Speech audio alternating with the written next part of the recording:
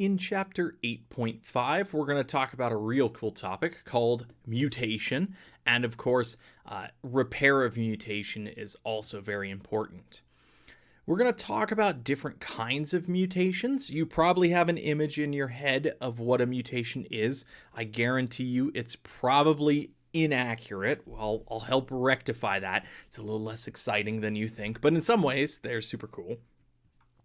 We're going to talk about ways to repair DNA damage and prevent or reverse mutations from occurring. Because ultimately, right, when you pass on genetic information from one generation to the next, you want it to be passed on intact. You don't want any errors in there. Okay, so the boring answer is that a mutation is simply a change in the DNA sequence. That doesn't mean you grow a third arm or 4 eyeballs or anything like that. Usually, when you have mutations, nothing happens. When we talk evolutionarily, mutations can be advantageous, they can be good, they can be disadvantageous, a lot of times they are, they can be bad, or they can be neutral. It depends on the circumstances and where the mutation occurs, the state of living, and whether it really does anything. But ultimately, all the genetic diversity that we see in the world, all the different organisms, plants, animals, fungi, microbes, they're all the result of mutations, changes in the DNA sequence. So DNA replication is never perfect, right? We talked about DNA polymerase being very accurate, and it has proofreading abilities, but if we look at E. coli, the error rate for DNA replication is about 1 changes per every 10 million base pairs copied. The E. coli genome is a couple million, so this is every 2 replications, maybe. There's one single mutation. That may or may not do anything to the organism. It could, again, be good, bad, or neutral. When you're talking about what's called heritability, the ability for a mutation to be passed on, you need 2 basic things to happen, right? You need the sequence to change, and the cells must fail to repair that change before they replicate again. So just because a mutation happens doesn't mean a cell won't catch that error and fix it. So that's a big difference, right? Whether the mutation gets passed on to other cells or not depends. When we talk about humans, it's a little bit different. If you think about passing a mutation on to your offspring, it has to happen in the germline cells, the ones that make sperm or egg. So in humans, we have about 3 billion bases in our genome, and you can expect that there will be about around 150 mutations in an offspring compared to their parent. In most cases, that has no effect, but sometimes we know that genetic disorders can be linked to mutation. We will talk about what can cause mutations in a moment. For now, just don't apply any connotation to it.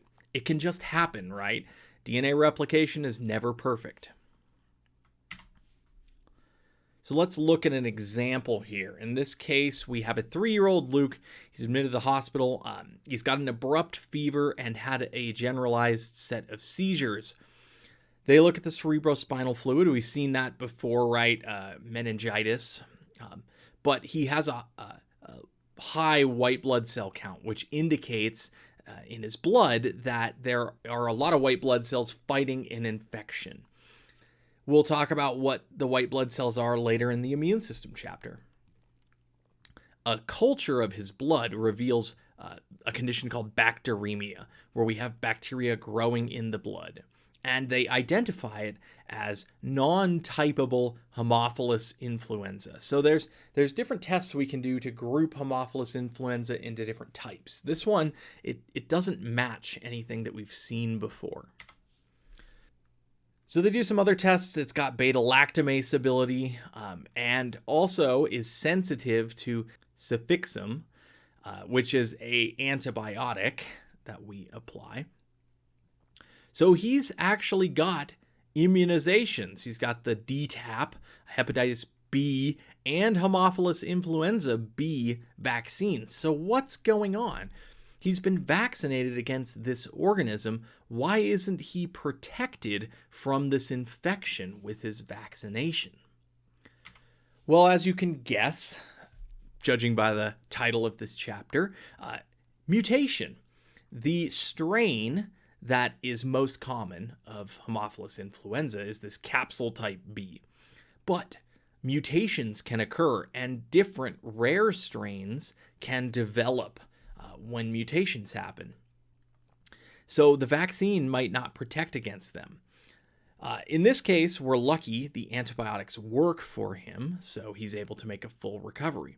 But we've seen this in our own lives, right? We've seen COVID vaccinations. We got vaccinated, but there were mutations in the virus, and so now we need to develop a new set of vaccines that match those. This is the constant challenge of healthcare, right? Microbes, just like every other living organism, continue to evolve and change. There's actually a group of sciences called phylogenetics that's all about building family trees of different types of organisms. So building the whole tree of life. But if we get down even further, this is what's called a phylogeny, a tree of different Haemophilus influenza strains. So each one of these branches, the farther it is away from one another, the more differences or mutations have occurred. So there's a group down here that are all kind of related, but they're very distantly related to these ones. So let's see, our serotype B here, right? If you get the vaccine against these, you're protected from a lot of these types here. But there are other ones like out here and down here that you might not be protected against. These are all from differences in the genome. So how a mutation affects an organism depends on where the mutation is and what kind of mutation it is. In the case of this one, we have Haemophilus influenza. Here's the gene, and here's the protein that it codes for, right? Codons. There's been a deletion of 5 different bases. And that causes a huge change, right? Because now instead of going A, G, A, C, G, A, C, C, it goes A, C, C, A, G, A, T. Everything past this point has actually changed. This is a loss of 5 bases, which is not divisible by 3, which is the codon group. So it does something called shifting the reading frame, right? It shifts the frame that the ribosome will read the RNA in. And indeed, it actually shortens the protein. In this case, the protein, in this example, doesn't function anymore. It's cut short. Instead of going on for another 100 amino acids, it's only stopped right here at a couple, right? So what does this mean for the organism? This is where I have to throw out 2 terms that I would like you to know. One is called genotype. Genotype is the actual sequence of DNA in the genome. If there is a mutation, by definition, the genotype has to change, right? Because a mutation is a change in the DNA sequence. So that's the genotype. Whether that affects what we call phenotype, which is essentially what you can see, that's not a perfect answer, but what gets expressed, that doesn't always change. Sometimes mutations don't affect phenotype. So this would be a very drastic one, right? The third arm. In reality, most mutations in humans tend to just develop into cancer, which is less interesting than developing a third arm, unfortunately, but also very medically relevant. We'll talk about cancer a little bit in a moment. So if there's a mutation, the genotype is going to change. How it changes phenotype depends on what kind of mutation occurred. So we're going to talk about some classes of mutations here. Point mutations are changes to a single nucleotide, a single letter change. Where that happens depends on how we class it. So you could have a mutation that changes like here, TTT to TTA. If we looked at our codon table, that changes phenylalanine into leucine. Okay, I can't tell you what that's going to do to the end protein. It might break it, it might cause it to do something different. But this change of amino acid we call a missense mutation. If you have a mutation where it's something like TCA becomes TGA and a stop codon is introduced, we call that a nonsense mutation. It makes a stop codon. Again, whether these affect phenotype or not, whether they're positive, neutral, or negative, we don't know. That remains to be seen. Usually, evolution is the ultimate arbiter of whether it's positive, negative, or neutral, right?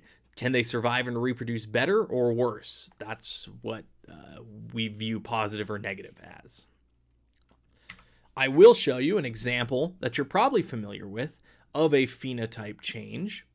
Albinism, or lack of pigment, is a mutation in pigment-producing enzymes or genes that make them non-functional. So this could be an early stop codon or changing an amino acid.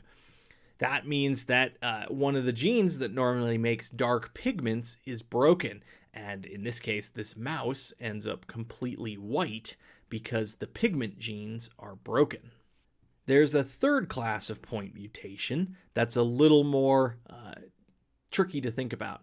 This one's called a silent mutation. So if you look at a codon chart, there's actually several codons that code for each amino acid, except for methionine. So you can change, in some cases, the third letter of a codon and still get the same amino acid. So GUU, if we look at it, GUU is valine. If that gets changed to GUG, that's still valine. So a lot of times when we look at genomes, the difference between you and me, a lot of the mutations are going to be silent mutations because this doesn't change the amino acid. It doesn't really affect how the protein is made or anything. It just sits there in the genome. This is really useful, though, if you want to do genealogy, if you want to do paternity analysis or track lineages of people, right? How you can trace your ancestors through DNA. These changes allow us to identify unique individuals. We have another class of mutation that is called a frame shift mutation. This is when changes happen not in a multiple of 3, right? Codons are multiples of 3. If you add or delete something that is not a multiple of 3, it's going to shift the reading frame. So here's an insertion. We've added A and T here, and that completely changes this, right? We had AAG, which is lysine. Now we had TCC, which was serine. We've changed that to TAT, which is tyrosine. Down the line, it's all been changed. Same thing happens when you have a deletion, right? This string of amino acid goes on for a few, but we've deleted C and G. Now, we shift the reading frame and we actually end up with a early stop codon here. This would probably definitely break the protein and it wouldn't be able to do its job properly. There's also a class called inversions. Sometimes weird things happen in the genome and bits flip-flop. That often will cause frame shifts as well. Even though we haven't changed the actual number of bases in there, we've flip-flopped their position. So you're probably now wondering what can cause mutations, and you probably have things in your mind that you think can cause mutations. Some of them might. One of the biggest sources of mutations is simply errors in DNA replication. DNA polymerase makes mistakes. It happens. That is unfortunate and difficult to deal with because when we talk about cancer, cancer is an accumulation of mutations generally throughout a long life. That's why as you get older, your chance of getting cancer goes up. You might avoid all the things that increase your risk of cancer and still develop cancers because of simple errors in DNA replication. You unfortunately cannot stop that. There are things like physical agents like high energy radiation, UV, X-ray, gamma rays. Gamma rays do not turn you into the Hulk, although that is Bruce Banner's mutation, right? Generally, gamma rays highly damage your cells and cancers can develop. There are chemical agents, things that bind to your DNA or damaging reactive oxygen species like hydrogen peroxide. So things like smoking, technically drinking alcohol increases your risk. Smoking of anything, I should say, any sort of inhaled burning products tend to damage your lungs. There are all kinds of other chemical agents that can possibly cause mutations. One of the most common types of mutations that we see is caused by UV. And what UV does is it causes what are called pyrimidine dimers. So when you have two what are called pyrimidines together, like these T's here, UV radiation can cause them to, instead of binding to their partner, A, they can bind to one another. And the more you're exposed to UV radiation, the more of these you might have. If you get a really bad sunburn, that's because you were out in the UV too long. Your body actually realizes that and suspects that mutations might have occurred, so it actually kills those skin cells. But over time, you might accumulate more and more of these mutations, and that's why skin cancer is one of the #1 cancers that is seen. These thymine dimers or pyrimidine dimers actually cause the DNA to bulge out, and this can screw up DNA replication, which leads to the cells that come afterwards having errors in their DNA. So let's talk about what cancer actually is. Cancer is complicated, but cancer is uncontrolled cell growth and division. This primarily affects multicellular animals. I say animals because things like plants have cell walls, so they can get things kind of like cancer, but their cells can't move around. One of the things about cancer is that cells start to divide and replicate inappropriately, so that's why there's usually something called a tumor, which is a growth of cells. But the real risk is when those cells break off and move or metastasize to another area. There isn't just one mutation that causes cancer, right? You probably hear people say, oh, I just did that, that gave me cancer, or this is going to give me cancer. That's not really accurate. Cancer is the accumulation of many, many mutations. Your body has a whole raft of things that it tries to defend itself against cancer. So it takes many changes and many mutations for cancer to occur. Again, though, the longer you live, the higher your risk is because of the accumulation of those mutations. So there are certain activities that increase your risk. Again, they don't necessarily give you cancer. They increase the risk that you might develop it. There is some element of random chance here. Smoking of any burning substances is generally bad for you. They contain harmful chemicals that can cause mutations. Excessive alcohol consumption, high or constant UV exposure, age. Age is the biggest factor here.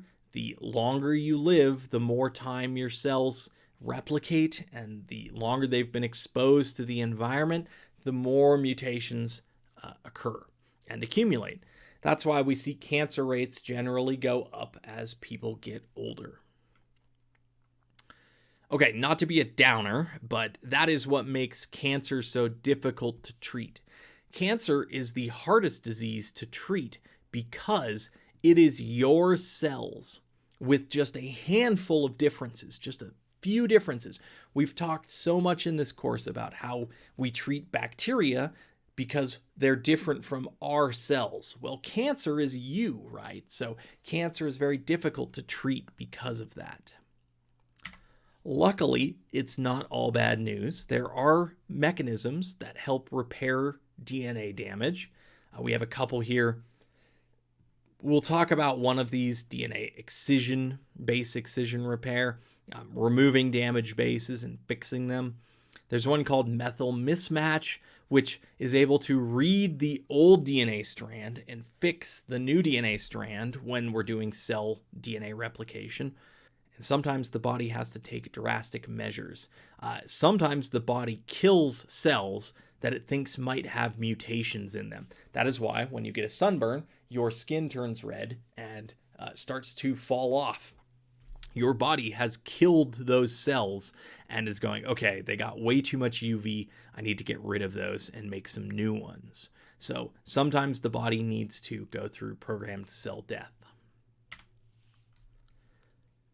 When we talk about pathogens, mutations are very scary because they allow pathogens to evade the host immune response. So that's why we saw several second waves of COVID, right? The Delta variant, even if people had had COVID or had been vaccinated, the Delta variants and subsequent variants had mutations in them that made them evade our immune responses. Viruses tend to have the highest mutation rate. That's why we had a bit of a tough time getting a hold and a handle on stopping the spread of COVID. In bacteria, they also might have mutations as well. So pathogens with high mutation rates can be very dangerous.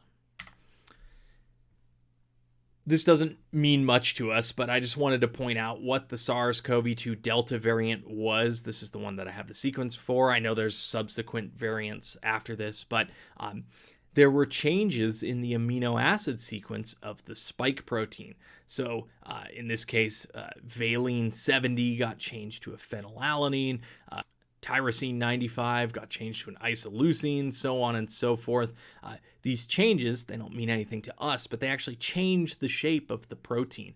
And there was evidence that maybe that increased its ability to transmit from person to person, but also potentially reduce the ability of our vaccines to neutralize this virus. So what happens if there's a mutation? Well, one of the repair mechanisms is called base excision repair. So this just means cutting out a base and fixing it. So here's a mutation. This enzyme, DNA glycosylase, is going to bind to the DNA and actually cut out the damaged base. It's going to cut out several more bases as well, just around it. And it's going to then bring in DNA polymerase 1, which is going to use the old copy, the undamaged copy of the DNA, to fill in that gap. And then DNA ligase comes in and seals it all up. So this is one of the reasons that double-stranded DNA is so advantageous evolutionarily to storing our genetic material. All right, let's watch an animation of this. Some damaged DNA bases are repaired by a system called base excision repair. In this system, specialized enzymes called DNA glycosylases recognize specific damaged bases and remove them from the DNA. The result is an intact phosphodiester backbone, missing a base. In the next step, enzymes called endonucleases cleave the phosphodiester backbone at the location of the missing base. The 3' end produced by the endonuclease provides a starting point for DNA polymerase 1 to start adding nucleotides. At the same time, the polymerase uses its 5' to 3' exonuclease activity to degrade the cleaved strand downstream of the missing base. DNA ligase then seals the remaining nick, and the repair process is complete. All right, so that's just one of several different DNA repair mechanisms. And interestingly, different types of organisms have different types of DNA repair. When we look at something like plants, they have a lot more ways to repair damage from UV. Can you think of why that might be? Well, think about a plant. It is stuck in the ground. It cannot go get out of the sun, right? In fact, it needs to be in the sun for photosynthesis to occur. So plants have to withstand tons of UV bombarding them. So they have lots of mechanisms to repair that damage in them. You have DNA repair mechanisms, and sometimes individuals are born who lack the DNA repair enzymes. This is an example of a mutation called xeroderma pigmentosum, where we don't have DNA repair enzymes that would repair damage to the skin. So even minor UV damage, this is a child who has been avoiding the sun as much as possible. They are developing growths and cataracts and things like that from this UV exposure. And they're very likely to develop skin cancer very early on in their life because of this. It's very dangerous. So this is an example of how much damage you actually are repairing if you have these enzymes. If you don't have them, it's very, very damaging to your body.